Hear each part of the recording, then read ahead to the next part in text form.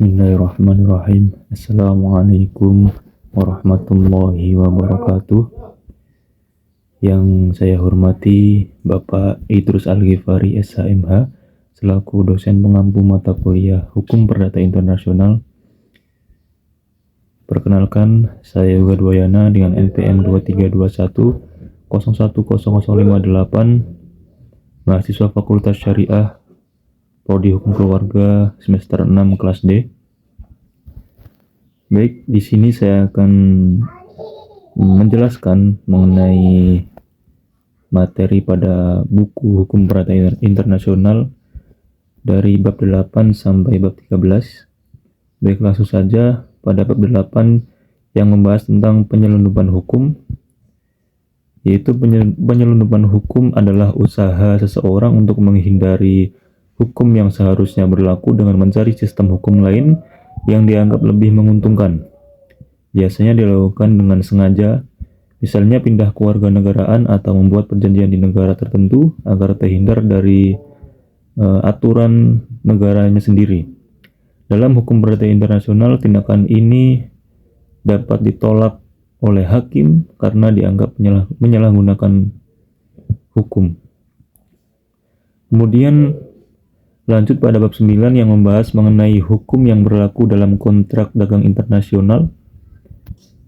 Pada bab ini menjelaskan hukum apa yang digunakan dalam kontrak antara pihak-pihak dari negara berbeda.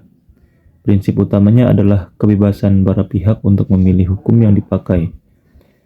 Jika tidak ada pilihan hukum, maka digunakan asas tertentu seperti lex mercatoria atau prinsip umum perdagangan internasional. Yang kedua ada lex loci contractus, yaitu hukum tempat kontrak dibuat. Kemudian yang ketiga ada lex loci solutionis, yaitu hukum tempat kontrak dilaksanakan.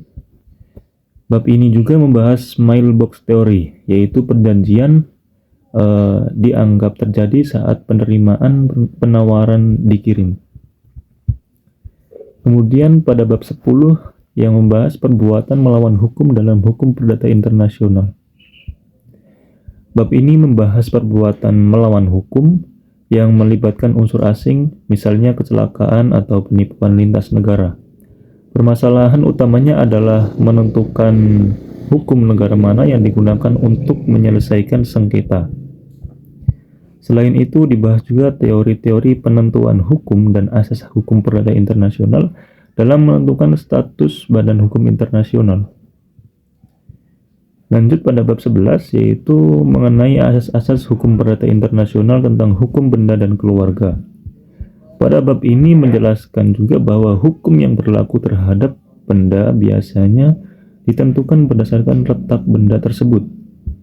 Selain itu, dibahas juga lembaga jaminan serta asas-asas hukum perdata internasional dalam hukum keluarga seperti perkawinan, perceraian, dan hubungan keluarga yang melibatkan unsur asing.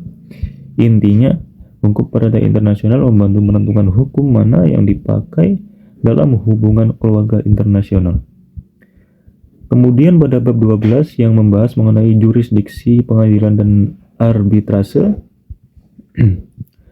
Pada bab ini membahas kewenangan pengadilan dalam menangani perkara internasional, yang dijelaskan tentang yang pertama jurisdiksi pengadilan, yang kedua kompetensi absolut dan relatif, yang ketiga pilihan forum, dan yang keempat serta arbitrase internasional.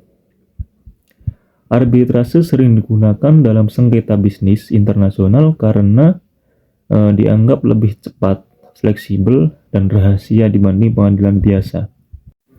Kemudian pada bab 13 yang membahas mengenai pemakaian hukum asing. Pada bab ini membahas bagaimana hukum asing dapat diterapkan di Indonesia dalam perkara tertentu. Selain itu dijelaskan juga pengakuan terhadap yang pertama ada putusan pengadilan asing, yang kedua ada putusan kepailitan asing, yang ketiga ada putusan arbitrase asing. Namun, penerapan hukum asing tetap dibatasi oleh ketertiban umum Indonesia. sehingga hukum asing tidak bisa diterapkan jika bertentangan dengan hukum nasional atau moral masyarakat Indonesia. Cukup sekian pemaparan materi dari saya. Terima kasih atas perhatiannya. Saya akhiri. Wassalamualaikum warahmatullahi wabarakatuh.